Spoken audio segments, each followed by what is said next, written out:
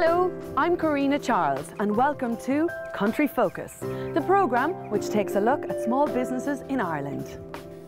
This week I'm in County Cork visiting Know Thy Place, a company set up by husband and wife team Louise and Colin Maloney and business partner Damien Shields. The unique service which Know Thy Place offers includes producing bespoke one-off archaeology charts of your chosen area. Know Thy Place offers you a chance to learn more about the county or townland where you live or where your family once lived in Ireland by researching its archaeology and presenting the findings in an illustrated wall chart which includes text and detailed maps. Meanwhile, Vanessa has headed north to County Cavan to meet with Trish and Stuart Gibbs. The Gibbs run a pottery and sculpture studio based in Stuart's hometown of Cavan. Inspired by his deep interest in pottery and sculpture, Stuart creates unique decorative pieces and items for everyday use. The products range from small bowls to fabulous sculptures. Stuart aims to develop a well-designed kitchenware, tableware and giftware range inspired by his natural surroundings and landscape of his home county. So, let's get the show on the road.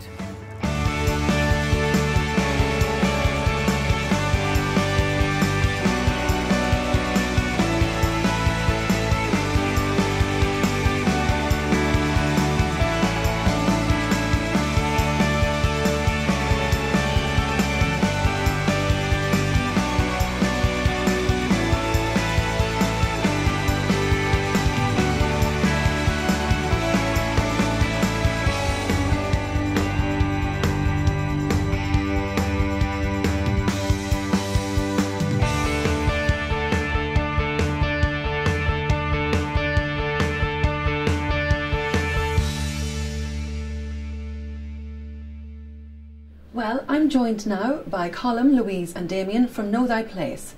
Colin, what is Know Thy Place? Know Thy Place is a unique service that provides archaeological research for any place in Ireland that a person might be interested in. It's really kind of connected with the Irish diaspora.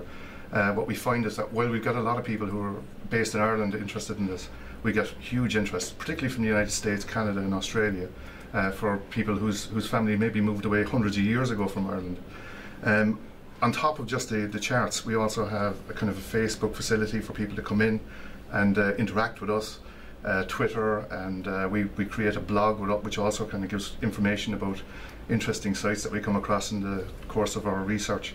And certainly all this kind of ties in, and it's almost like joining a club when you get one of these charts rather than buying a product as such, in that you tie into this wealth of information that we were gathering about the archaeology of Ireland. And certainly that's the feeling we're getting from the clients that are coming into us as well. Now Louise, you are producer, researcher, illustrator. What's involved in compiling a chart like this? Well, with the charts, the first thing we would start to do is look at all of the map-based evidence that we can source for the area, and then we would go on to looking at websites which give us information about archaeological sites and architectural sites of interest for the area. And we would also be looking at books, at archaeological reports and any up-to-date information about archaeological excavations which have happened in more recent times. And when we've found all the information there, it's then a case of looking at the sites and compiling the story of the landscape and looking at the development from the earliest human impact on the area and telling the story right through the development of the history of the site. So it's a lovely product, seeing the story of how the landscape has developed through time. Know Thy Place really provide a great service to people because they're bringing people who maybe, as you say, have moved away, they're bringing them back to Ireland. Yes, we would be telling you about the landscape of where your ancestors were from. And it's lovely because you can do research into archaeological monuments, but being able to sort of tell the story, link them together and look at the story of how a landscape has developed is quite a skill. And that's something that we look at the development of the landscape over time and would pull out certain sites that would give us certain information to be able to allow us to tell that story. Damien, what's your favourite part of the process? Well, I must say I enjoy all of it, and I enjoy doing the research on the maps and everything like that. But the main thing for me is we produce an explorer pack, which is a product that allows you to go out into the field and to explore the sites yourself. And I must say that's the bit that I enjoy the most. Oh, brilliant. Would you mind taking me out to see some of these sites? No problem, let's go.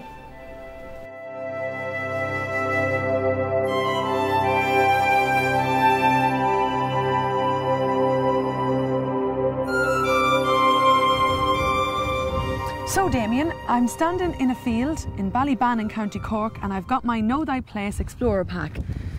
What am I looking at? Well, we're just here, Karina, at Ballyban Ringfort, and it's one of 14 in the area of these early medieval farmsteads that we know of. Now, there would have been very many more of them, but this is one that we're aware of its location. And if we have a look around, we can see that most of them are intervisible with each other, and that these farmsteads, many of the people would have known each other, and many were probably related. So these was like a little neighbourhood of Ringforts? Absolutely, absolutely. And in different parts of the country, what we see as well, we're in a very fertile area with a lot of soil at the moment. If you go to a different part of Ireland, like the west of Ireland, you might find that they didn't have the soil to build these ringforts, so they made cashels, which are the same but out of stone.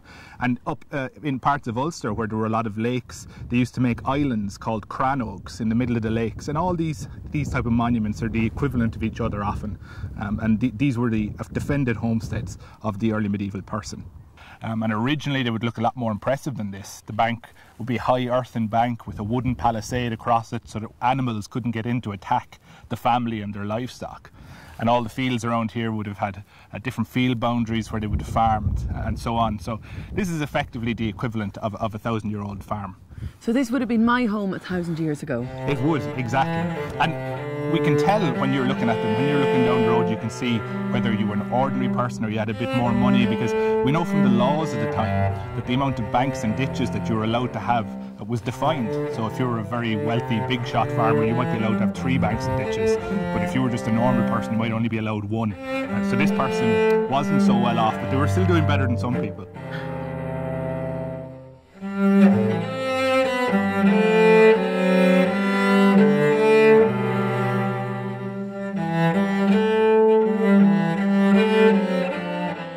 Hello, my name is Vanessa. I'm here in Corglass in Cavan.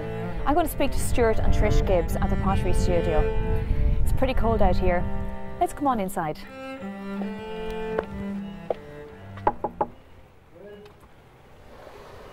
Hello. How are you?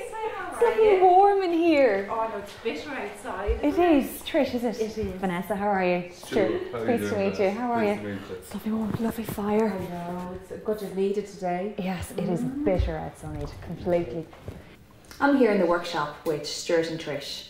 Stuart, can you tell us something a little bit of how this all started for you?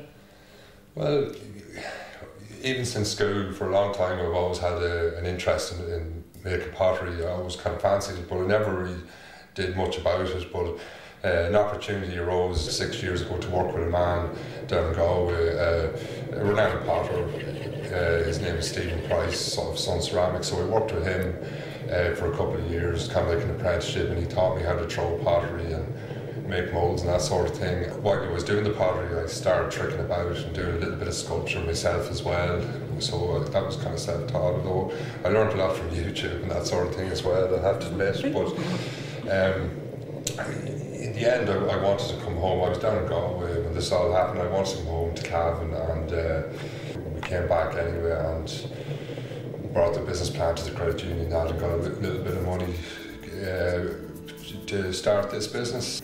Stuart, can you tell me exactly where do you get your inspiration from? The inspiration, it's all, you know, most of the pottery we sell is blue pottery. It's glazed in the blue, and that's inspired by Cavan. It's the Cavan GA colours, and it's the colour of the lakes, you know, and Cavan has a lot of water and blue when the weather's nice, so it's Cavan inspired. There's a Celtic spire we use, and the spire represents balance. It represents the equinoxes, so that's the Celtic symbol. But that's where it's inspired from, is by Cavan, really. Excellent, very good. You've got a lot of different types of pieces. You make mugs and bowls and Like how many pieces would you be able to make in a day, for example? Well, I can see you've got quite a few here. To me, they look like pots. Are they going to be something else? They're mugs, actually. They're all mugs. I could probably throw about 40 of them, 50 of them in a day. So these here are setting now at this moment in time. They're drying. They're still raw. They're drying. They still have to get their handles on. Later on today, they'll get their handles on and put the spirals on them, and then they'll be ready to dry a bit more before they go in the kiln.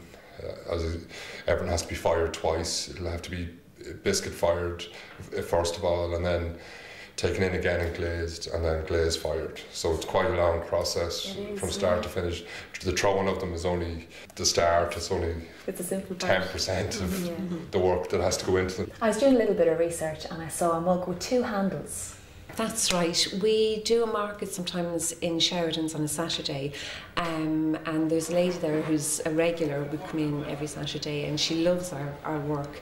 And she was looking at our mugs, and we just got talking. She was saying that she had an aunt who has arthritis, and she had looked everywhere, even on the Arthritis Ireland website, for a mug with 2 handles on it.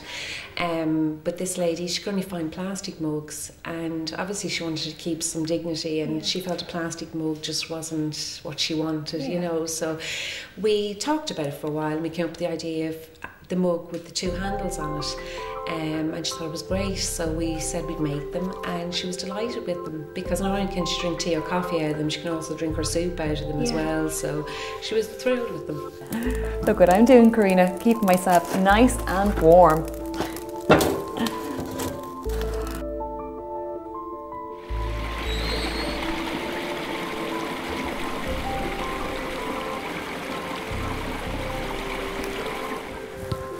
Wow, Damien, this is a beautiful setting and a gorgeous churchyard. Can you tell me a little bit about it? Well, what we have here, Karina, is a medieval churchyard. It's one of 3 in the area, and this particular one went out of use around the middle of the 1700s. And as you can see, it's still very much part of the community. People still bury their dead here.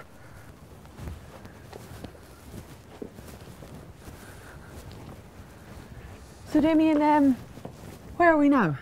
Well, Karina, if you have a look at your Know Thy Place Explorer pack, this is one of 3 churches that we have in the area. And we've had a look and we've been able to tell how long they were in use. And this particular example here is a medieval church. And we know from the research that we've carried out that the last time Mass was said in this church was in the mid-1700s. And you can see that what happens is that people continue to bury their ancestors even within the boundary of the church, because there's still a connection, a local connection. And people keep coming back to these areas again and again. And if we had a walk around the graveyard now, we would see that even though this church, which has been in use for hundreds of years, has been out of use for the last 200 years as somewhere where you can hear a service, it is nonetheless still being used today to bury people in the local community. So even though we're in a rural area where there isn't a large settlement, if you like, this is still a very important part of the community. And the chances are that if you have an ancestor from this area, that you would have family members buried in a churchyard just like this. And Damien, you said there was something else exciting to see here. Yes, I must show you something outside, because this is what ties this church into the surrounding landscape, and we'll just go and have a look at it. Oh. So, Damien. And here we have Garryvoe Castle, and we're currently standing in the churchyard of Garryvoe. And what's important about this is the relationship between the 2 sites, because we here have a ruined church and here we have a ruined castle. And this one was constructed in the 16th century. It's got a single wall left, as we can see, but originally it would have been a square tower. And what's important here is that this is part of an archaeological landscape, that these 2 objects can be tied in together, and a settlement. This was the centre of the community. People would have come here to buy produce. They would have come here to have decisions taken by their local lord. They came here to pray. And what Know Thy Place does with the Discovery Pack that you get, the Explorer Pack, is you can link these objects together. You can read the signs and say, oh, this is why this is part of the community. And it's an archaeological part of the community that has lasted down into modern times, as we can see, because people still bury their dead here. And this is because there's an archaeological ghost, if you like, of a settlement that was once here. This is where a lot of people would have come for their markets. This is where they would have come to pray. This is where the local lord lived. Yeah. And in many situations in the landscape like this, you can tie all of this together, and quite often we have what we would call deserted medieval villages, where under the fields that we see now there were houses and streets that people used to live on. And Know Thy Place has a look at these for you, and it ties in these monuments so that you can see where the communities in the past lived. So I just get my bumper pack, my explorer pack from Know Thy Place, and then I can come and see all these sites for myself. Exactly. And we'll tell you who owned the castle. For example, this particular example was owned by a very famous family called the Carews, who owned a lot of the area around here. But different people in some areas of Ireland, it would be English lords who came in, it would be Gaelic Irish lords, even some Scottish lords who would come in and who are settling in the area. But always there's this tie-in. None of these archaeological sites sit on their own in the landscape. They always tie in, and you can tell more if you can read the signs. And Damien, what do you think the chances are that I came from a tower house? Oh, well, it's a very slim chance for many of us. But you can often tell from your surname if you were a lordly family or if you were just a lowly peasant. Unfortunately, I'm of the latter stock, but whatever. Damien, this Explorer pack really brings you on a very exciting adventure, doesn't it? It absolutely does, Karina. I mean, for example, in this churchyard, we have the reputed burial place of the tallest man in Ireland, who is supposed to have been 7'4" tall, washed up on the nearby coast, and is buried in the corner. Wow, well look at, where to next? Well, next, Karina, we're going to go off and see a fantastic round tower in Cloyne and a lovely monastic settlement that grew up around it. Sure, let's go. Let's go.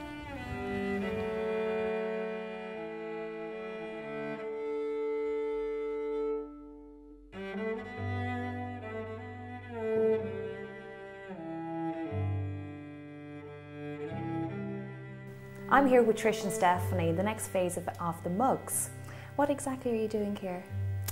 Well, Vanessa, this is where the mug is actually dried out. Stu's thrown it and they've been sitting on the shelf drying for a day. And what we do here at this stage is we finish them off, as in we finish the ends, the bottoms of them off, and we put Stu's signature on them. And then, as you know, our kind of design will be the swirl which goes on it. And this is where we make the swirls and put them onto either side of it. So this is where you're making the swirls then? This is it, yeah. This is what's called, it's a small extrusion. We do have larger ones where Stu would use it for the handle of the mug, but this is the small one. And what we do is we have our clay, which we would put into the extrusion, and then we would push it through and we would come out with a line like this. Obviously we have to ensure that each one is the same length, so that when we do roll up our swirls like I'm doing here, they come into that shape there. The next stage then to do is that what we call score, which is just putting little lines in it like this, and going like this, which allows the swirl to actually stick to it. If we just put it on without doing that, it would come off in the kiln, which would be the firing stage when it's been biscuit fired. This is what we call slip, which is basically clay and water, which is well mixed down but acts like a glue.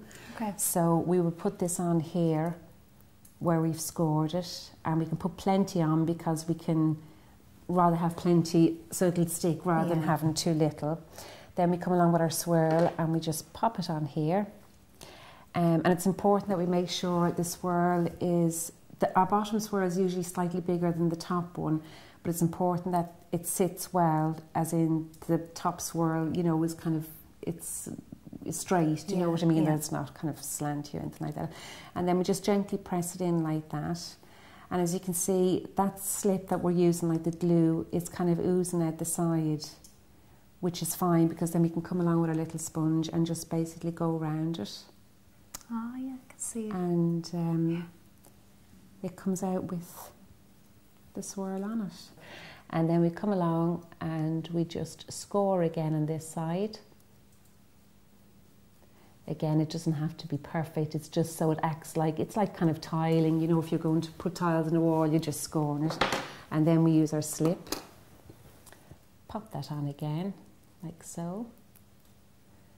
And then we would put our swirl on there as well, finish it off, and we leave those there to kind of dry a bit, and then Stu would put the handles on then later on.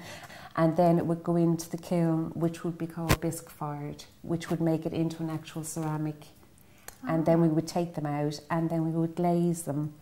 Now if I just show you this particular one here, when that's bisque fired, it comes out obviously in ceramic.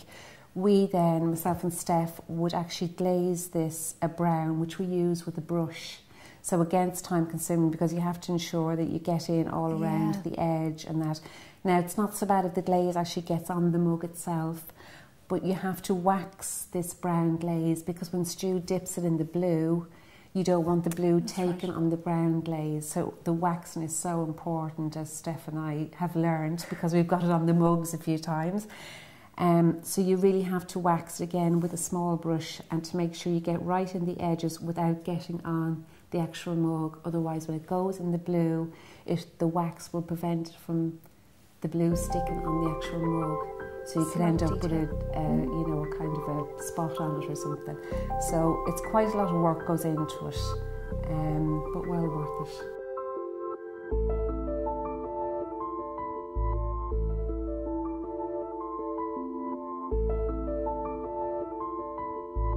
Well, Karina, we're in the town of Clyne now in Cork, and this town is unusual because this is a town that grew up around an ecclesiastical centre, and many of those buildings are still here today. The 13th century St. Coleman's Cathedral and the 11th century round tower that we see behind us. This is a bell tower that would have been used as part of the ecclesiastical complex. In the 18th century, unfortunately, the other function of these towers came home to roost when lightning knocked the top off it. So what makes this place so special is that this is one of the first towns that develop in Ireland. They develop around religious sites, and we have St. Coleman's Cathedral and we have the round tower behind us. And these elements are here before the towns are developed by the Vikings, before the Normans developed towns. These are over 1,000 years old, and we still see those elements here in Clyne, and that's what makes this town and the remains that we see here one of the most important archaeological sites in the county.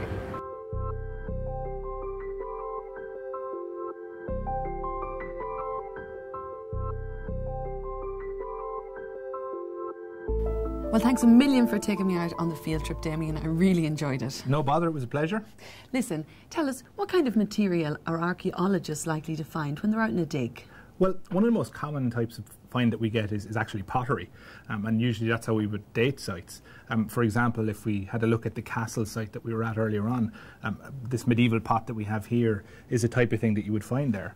And this is actually at the top of a jug. It's the rim here, and this is part of the handle decorated down. But what's fantastic about this is about 800 years old, is this is the thumb impressions of the medieval potter all around the rim. So it's absolutely beautiful, Damien. It is fantastic, it is fantastic. And what is great about it is that once we find that, we can normally tell what century the site is from. Well, listen, speaking of pottery, we better go back to Vanessa, who's in Cavan. So Stuart, we're here at the throwing wheel. Can you give us a little bit of an idea of what you can do? Half a kilo here of clay, so you slap it in the middle, and the first thing we're going to do is centre it in the centre of the wheel. No throwing can be done until the clay is centred. So I just wet my hands and wet the clay, and I just squeeze it in and down onto the wheel. And I'm pushing with the heel of my left hand down, and I'm holding the outside that doesn't go out too far with my right hand with the tops of my fingers. I squeeze in at the bottom, and I kind of draw it up.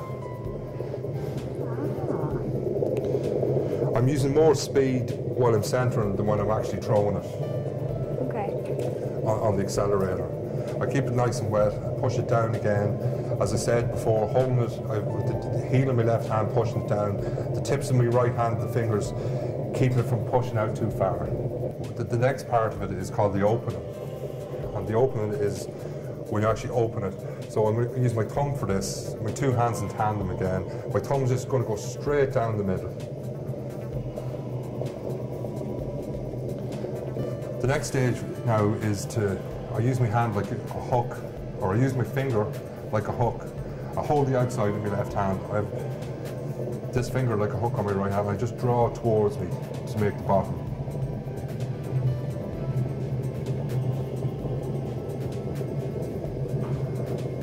And then I just draw up again. I'm just pushing on the inside and pulling up on the outside. You can see there's a kind of a bulge at the top of my fingers. Oh yes. And that's the pot growing.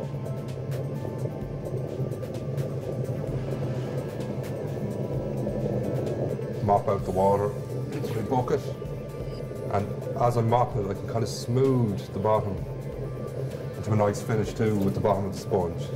So it's not lumpy or bumpy. It's a nice smooth finish, and that will make it a reasonable jug. The spout will go on it later when it's a little drier. I'll pull the spout on it. So are you ready to go yourself? It looks easier, I have to say, but yes, can't wait. So most potters wouldn't have nails, Vanessa, because it just doesn't make sense for potters. We'll see how but this we'll have a turns go out. anyway. Yay. So we can put this into kind of somewhat of a ball, and Okay. that's you ready to go? Take one.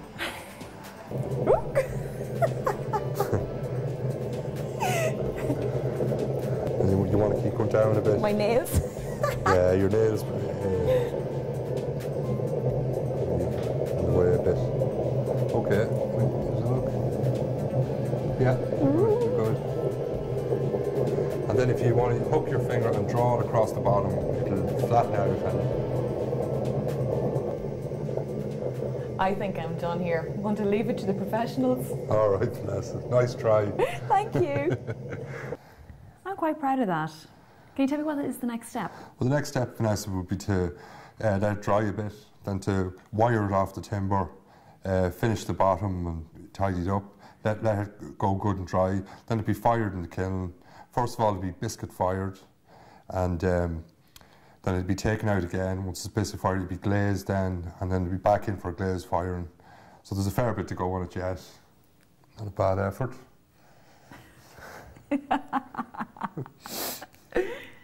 Well, it looks like Vanessa's having great fun up there in Cavan. I'm joined now by Louise from Know Thy Place. Louise, talk us through the charts here, please. The charts that we have in front of us here show you the different charts which we can produce for people, and what people would be looking for very much depends on how specific they can be about the location that they want researched. If you know exactly where you want researched, if you know exactly the town or the farm that your family came from or that you're living in, then the prestige chart is something that you might be interested in. And in this chart we have a series of maps which show you the location within Ireland, and then come down to a very detailed map at the bottom which is showing the exact location and sites specific to that area. From there, if you know sort of roughly where you're interested in, but can't be as specific as this, then the county charts are the range that you might be interested in. So here we have the example of one for County Cork. So here we have the map of Cork, and again we've picked out sites of interest within the county which tell the story of the development of the county.